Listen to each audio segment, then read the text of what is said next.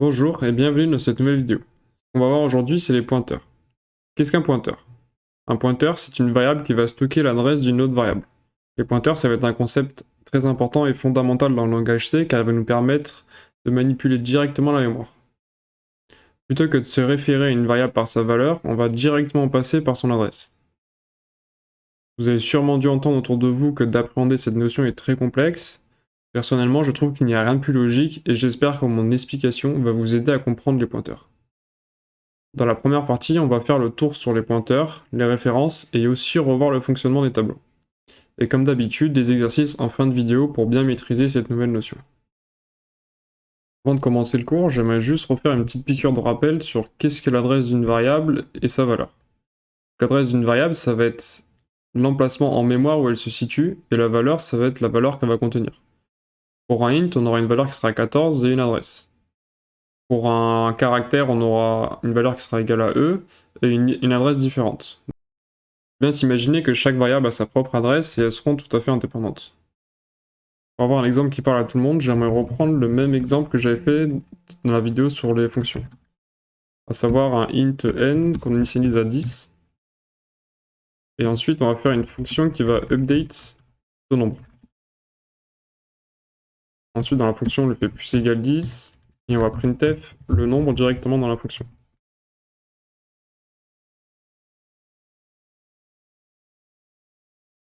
Ensuite, j'appelle cette fonction, je lui passe mon nombre à modifier. Et je refais un printf depuis le main pour voir la valeur qu'il y a dedans.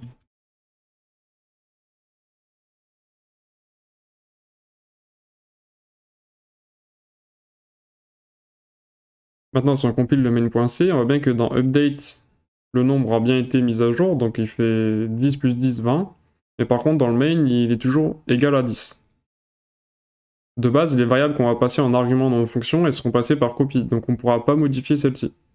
Ça va être la première cause de pourquoi on va utiliser les pointeurs, c'est de pouvoir modifier les variables dans différentes fonctions et affecter du coup tout le code.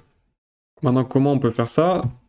Normalement, les adresses, vous savez déjà un peu comment ça marche, enfin plutôt les références, avec scanf. On va faire un petit exemple. Entre un nombre.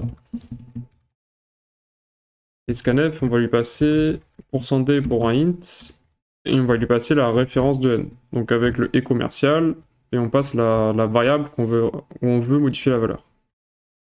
Ensuite, printf, on va afficher ce nombre.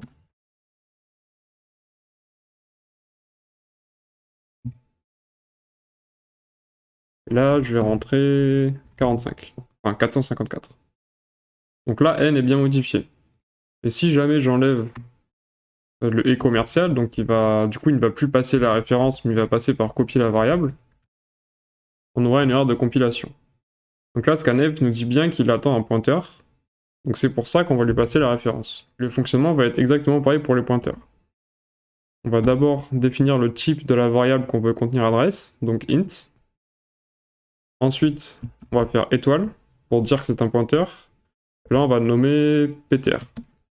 Et ensuite, dans ptr, donc dans ma variable pointeur, on va lui passer la référence de la variable qu'on veut stocker l'adresse. Moi, je vais lui passer n. Donc on va compiler pour s'assurer que ça marche. Et ça compile bien. Ça, c'est la première initialisation et déclaration qu'on peut voir avec les pointeurs. Il y en aura aussi une autre. Ça va être celle-là. Si on compile, nickel. En gros, là, ce qu'on va dire, c'est dans pointeur, tu vas stocker la référence directe. Et ensuite, pour afficher la valeur que contient le pointeur, on va faire un printf. Il va falloir qu'on déréférence la valeur que contient le pointeur. Donc en faisant toujours étoile ptr. Et là, ça va nous afficher la valeur que contient n. Et ce qui est pratique avec les pointeurs, c'est que directement, on peut déréférencer le pointeur, donc avec étoile pointeur, et lui réaffecter une nouvelle valeur. Et si je compile, on voit bien que le pointeur est égal à 90. Donc pour s'assurer que n contienne bien 90 aussi, on va l'afficher. Donc pointeur est égal à 90 et n est égal à 90. Donc vous voyez qu'à aucun moment on a modifié n directement, mais on est directement passé par le pointeur. Le pointeur, ce qu'il a fait, c'est qu'il a récupéré l'adresse de la variable, et cette adresse, il lui a réaffecté une nouvelle valeur. Donc ça, c'est le fonctionnement de base des pointeurs. D'ailleurs, pour que ce soit un peu plus clair, je vais initialiser et déclarer sur une ligne. Au début, ce qui peut paraître bizarre, c'est que tout d'abord, on va initialiser et déclarer notre pointeur avec la référence de n, et ensuite, on va modifier cette valeur. Mais là, à aucun moment, on a modifié l'adresse de la variable, donc on contiendra toujours n, mais on va juste modifier la valeur que contient n. Et si jamais j'ai envie de réaffecter une nouvelle adresse à mon pointeur, ça va être possible. On a juste à déclarer une nouvelle variable qu'on va initialiser à 80. Ensuite, après les printf, je vais écraser l'ancienne adresse que contenait ptr et je vais lui redonner une nouvelle avec la référence de n2. Donc là, si je refais le même affichage, on voit bien que le premier vaut 90. Donc au début, on avait n qui valait 10, ensuite on lui a fait une référence vers pointeur, et pointeur a modifié la valeur de n en 90. Ensuite, ptr, on lui a réaffecté une nouvelle adresse, qui est égale à 80, et n2, on voit bien que c'est 80, et pointeur 80 aussi. Donc maintenant qu'on a vu le fonctionnement de base des pointeurs, on va pouvoir s'en servir pour les passer en arguments de fonction. Donc on va modifier la fonction update pour qu'elle prenne un pointeur en paramètre.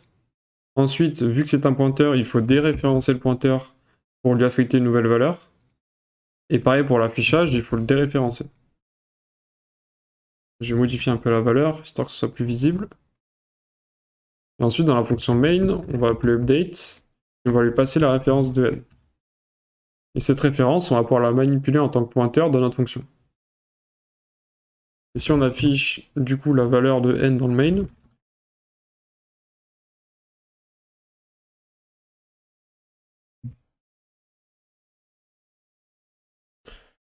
c'est nickel, on voit bien que dans update, l'update vaut bien 44. Et après, dans le main, notre n vaut bien aussi 44. Là, on a réussi à modifier une variable depuis une fonction. Je vais faire un autre exemple et on va swap la valeur de deux nombres. Donc n1 est égal à 90 et int n2 est égal à 432. Donc là, on va devoir faire une fonction, on va appeler swap. Et dans cette fonction swap, elle attend du coup deux pointeurs, donc de n1 et int n2. Ensuite, on aura besoin d'une variable temporaire pour stocker la valeur de n1 ou de n2. On va créer cette variable qui va s'appeler tmp, et il ne faudra pas oublier de déréférencer le pointeur pour avoir la valeur de n1. Ensuite, dans n1, on va stocker la valeur à n2, et dans n2, on va stocker tmp. Donc j'ai fait un affichage avant.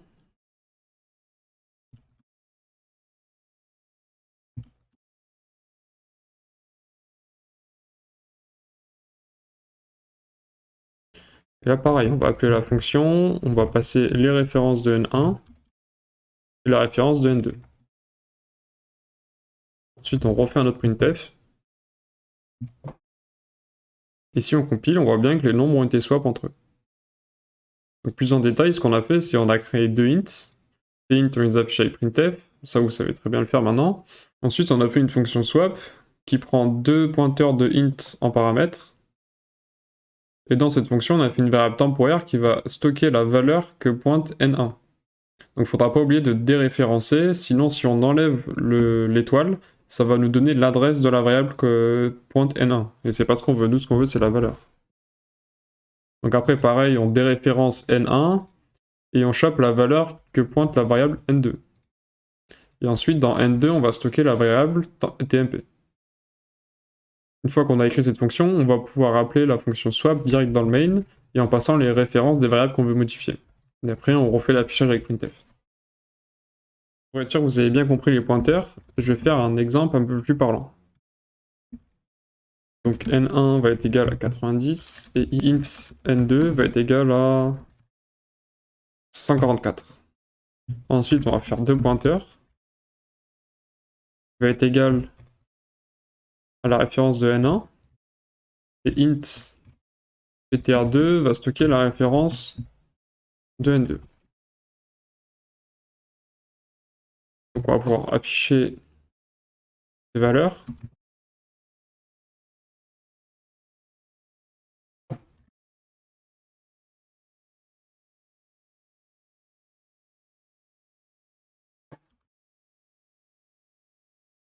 Donc là, on passe N1, ensuite on déréférence PTR1, ensuite 2, et on va repasser la valeur que contient PTR2. Donc là, logiquement, c'est déjà quelque chose qu'on connaît, et ça nous sort le résultat qu'on veut. Maintenant, ce que j'aimerais vous montrer, c'est que les adresses de la variable N1 et ce que contient la variable PTR1 vont être exactement les mêmes. Donc là, pour obtenir l'adresse, on va passer la référence de N1, ensuite ici on va enlever l'étoile, et pareil pour N2. Une fois compilé et exécuté, on voit bien que N1 et PTR1 ont la même adresse. Mais attention, PTR1, c'est pas son adresse à lui. Si on veut obtenir l'adresse de PTR1, il va falloir déréférencer aussi le pointeur. Et là, on verra que ça va changer. Donc il faut bien faire une distinction entre l'adresse que contient PTR1, donc la variable N1, et sa propre adresse à lui. Maintenant qu'on a vu le fonctionnement de base des pointeurs, on va revoir le fonctionnement des tableaux. J'ai repris le même schéma que pour la vidéo sur les chaînes de caractères. Donc sur la gauche, on aura les adresses de tous les éléments du tableau, ensuite l'index au milieu et à droite la valeur. Comme vous savez, le stockage des éléments d'un tableau en mémoire, ça va être contigu, donc tous les éléments vont se suivre dans la mémoire. On ne pourra pas avoir de variable entre deux éléments, ce ne sera pas possible. Et les tableaux, on va pouvoir s'en servir comme d'un pointeur. Donc on va pouvoir initialiser un pointeur qui va contenir la première adresse de notre élément. Et ensuite, on va pouvoir incrémenter sur ce même pointeur, ou faire avec une boucle for et les crochets i comme on a l'habitude de faire. Ça, c'est vous qui voyez. Donc comment on peut faire ça? Tout d'abord, on va partir sur des choses qu'on connaît déjà. Donc on va faire une string, et dedans, elle va contenir bonjour. Ensuite, on va boucler dessus avec une boucle for. Donc tant que le string de i est différent de backslash 0, i++. Et ensuite, on va avec printf, on va venir afficher un caractère à la fois. Donc ça marche, on le sait. Ok, et maintenant on va pouvoir modifier ce code, et au lieu d'ouvrir les crochets ici, on va pouvoir directement passer un pointeur. Et ce pointeur, il fera référence au premier élément qui se trouve dans notre tableau. Donc qui contiendra la première adresse de l'élément. Ensuite, on va enlever cette boucle for, et on va faire une boucle while. Donc là, on va déréférencer le pointeur, pour obtenir l'élément courant, et tant que cet élément courant est différent de backslash 0, on va pouvoir incrémenter le pointeur pour qu'il accède à l'élément suivant, et ensuite afficher le caractère. Donc pareil, on va déréférencer le pointeur pour avoir accès à la valeur. Donc si on teste, ça marche nickel. Pour bien se rendre compte que quand on fait string++, on va modifier l'adresse courante, donc accéder à l'élément suivant. Je vais faire un petit %p, et on va afficher string. D'ailleurs, avec un petit backslash n aussi. Donc là, ce qu'on voit, c'est qu'on a bien tous nos éléments dans notre tableau, et tous les éléments ont une adresse différente. Donc c'est comme ça qu'on va pouvoir boucler dessus avec une boucle while. Donc il y a un premier inconvénient avec ce type de boucle, et de faire avancer les pointeurs directement dans la boucle, c'est que si jamais on refait un affichage comme ça, on verra qu'il n'y aura qu'une boucle qui va s'exécuter. En fait, au début de la première boucle, on va comparer l'élément courant. Tant que l'élément courant est différent de backslash 0, on va incrémenter le pointeur. Et ce pointeur, à aucun moment, on lui dit à la fin de la boucle, retourne au début, j'ai besoin de refaire une boucle. Donc la première solution à ce problème, c'est de faire une variable temporaire, qui sera un pointeur et qui va contenir l'adresse de string. L'adresse du premier élément de string. Pourquoi j'ai pas passé directement la référence de string? C'est parce que string, c'est déjà un pointeur, donc il n'y a pas besoin. Ensuite, dans mes boucles, je peux modifier string par tmp. Et après la deuxième boucle, je peux refaire une affectation, donc comme ceci, de tmp est égal à string, pour avoir une variable temporaire toute neuve. Ok, on va tester. Et là, nickel, on a bien les deux affichages. Donc ça, c'est un piège dans lequel il ne faut pas tomber avec les boucles while et l'incrémentation de pointeurs. Après, on peut toujours rester sur des boucles for, il n'y a pas de souci. Donc on peut toujours faire string de i est différent de backslash 0, i++, et là on va venir afficher le caractère courant.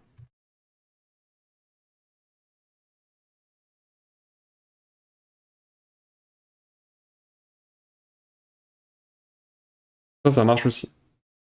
Il y a une autre façon aussi de faire avec les boucles for, et même les boucles while hein, en général, c'est de ne plus passer donc entre crochets i, mais de déréférencer le pointeur pour obtenir la valeur. Ensuite, on va lui passer string, et on va lui faire plus i. Et là, pareil, du coup, pour l'affichage.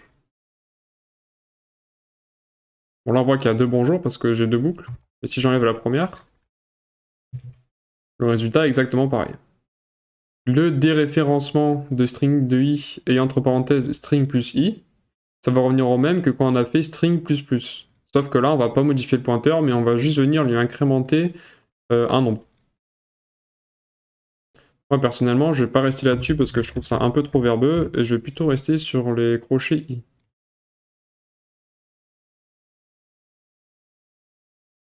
Maintenant qu'on a éclairci un peu l'utilisation des tableaux en langage C, on va faire une petite fonction pour s'assurer que tout est compris. Donc on va lui passer en paramètre un pointeur. Ce pointeur il va s'appeler array. Et ensuite la size du tableau. Et ensuite, on va pouvoir boucler dessus tant que i est inférieur à size. Plus plus, et là on va pouvoir afficher le contenu.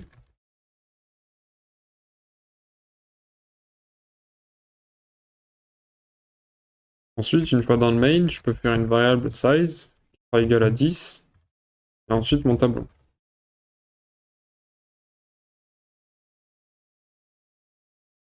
Ok.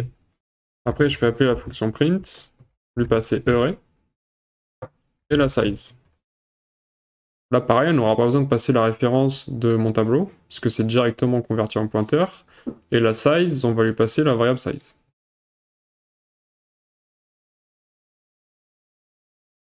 J'ai oublié de mettre une virgule. Là, si je compile, nickel, j'ai bien l'affichage qui se fait. Donc pour être sûr encore que tout est OK, on va refaire une boucle for, et on va venir modifier la valeur de l'élément courant.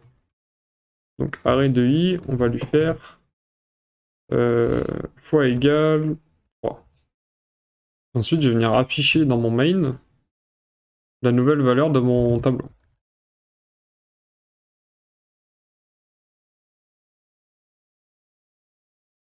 Allez, on compile. Je vais même mettre des backslash n. Là, on va pas voir grand chose.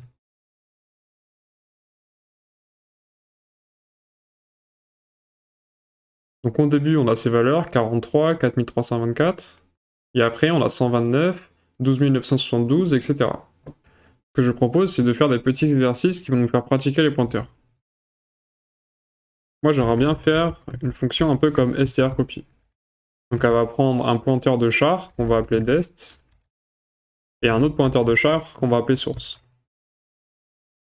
Ensuite, on va déclarer un compteur, et on va boucler tant que dest, tant que source de i est différent de backslash 0.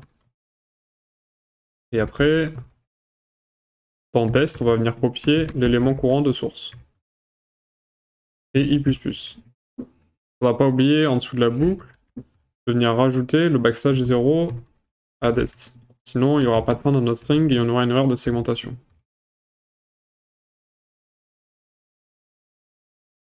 Après, dans le main, on peut créer du coup ces strings. Donc dest, on va lui mettre 50 en taille, histoire d'être un peu large. Et source, on va lui mettre bonjour. Ensuite, après, on peut afficher le contenu de dest avec %s. Ok. Bien sûr, il ne faut pas oublier de faire l'appel à la fonction.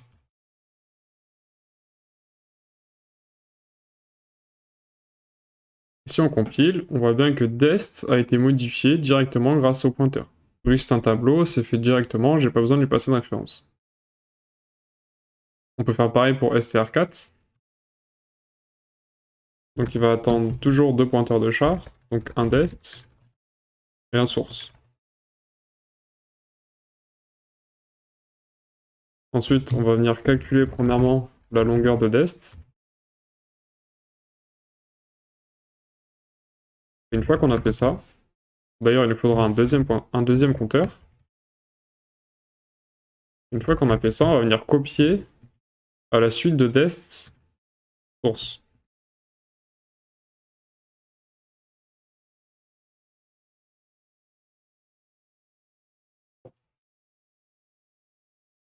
Et ensuite, ce qu'on fait, on va récupérer l'élément courant de dest, donc i plus j, et i, pour rappel, ça va être la longueur de destination.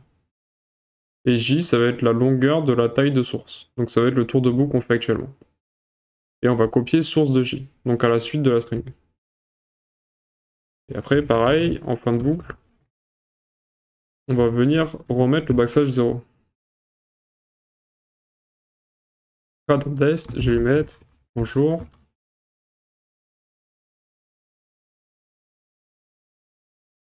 Et ensuite, on va appeler str4. Et dans des, j'ai bien bonjour, comment vas-tu? Maintenant qu'on a fait ça, ça serait cool de faire deux fonctions qui vont passer en majuscule ou minuscule nos strings. Donc to uppercase, elle attend une string.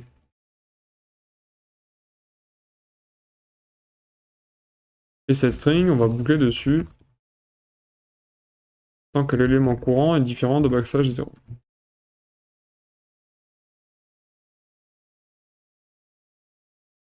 Et si donc l'élément courant est supérieur ou égal à 97, d'ailleurs je vais mettre même en petit a, et qu'il est inférieur ou égal à z minuscule,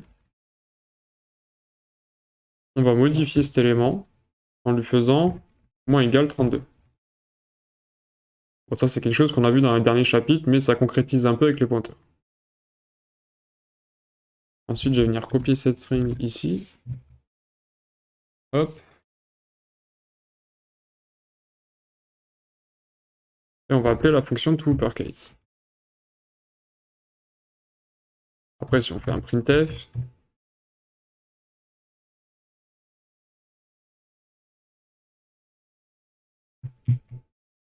nickel, la string est bien en majuscule. On peut faire pareil pour tout lowercase.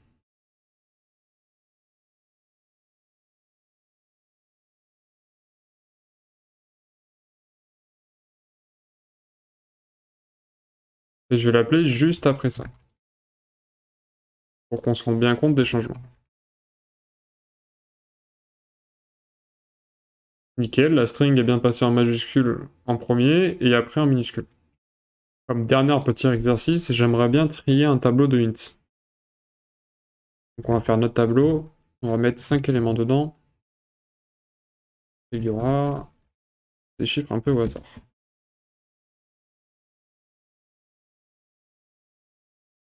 On va stocker aussi la size dans une variable. Et on va faire notre fonction.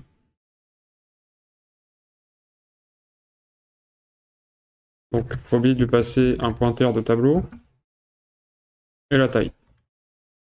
Ensuite, une fois qu'on a fait ça, on va avoir besoin d'un compteur et d'une variable temporaire pour swap de nombres.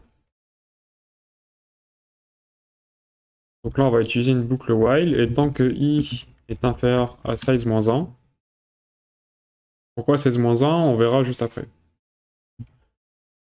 Donc si arrêt de i est supérieur à l'élément courant plus 1, donc c'est pour ça qu'on a mis -1, parce que quand on va arriver au dernier élément, il va pas falloir qu'on fasse plus 1, sinon on va accéder à des zones mémoire inconnues et ça va faire un segfault. Donc là, du coup, on va stocker la valeur de arrêt de i dans tmp. Arrêt de i vaudra la valeur suivante. Et l'élément suivant vaudra tmp. Ensuite, on remet le compteur à 0 pour repartir au début de la boucle. Et sinon, on fait un i++. Donc si on teste, avec sortArray, donc là, on passe le tableau, la taille, et on va refaire une boucle pour afficher.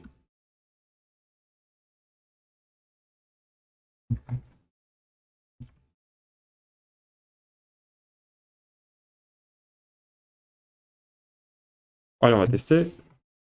Nickel, les chiffres sont bien triés dans l'ordre. Dans cette vidéo, on a vu l'utilisation des pointeurs. J'espère que vous n'êtes pas trop perdu, et sinon n'hésitez pas à revisionner la vidéo. Dans la prochaine vidéo, on verra l'allocation dynamique de mémoire et ça va nous permettre d'avoir un programme un peu plus dynamique au cours de l'exécution.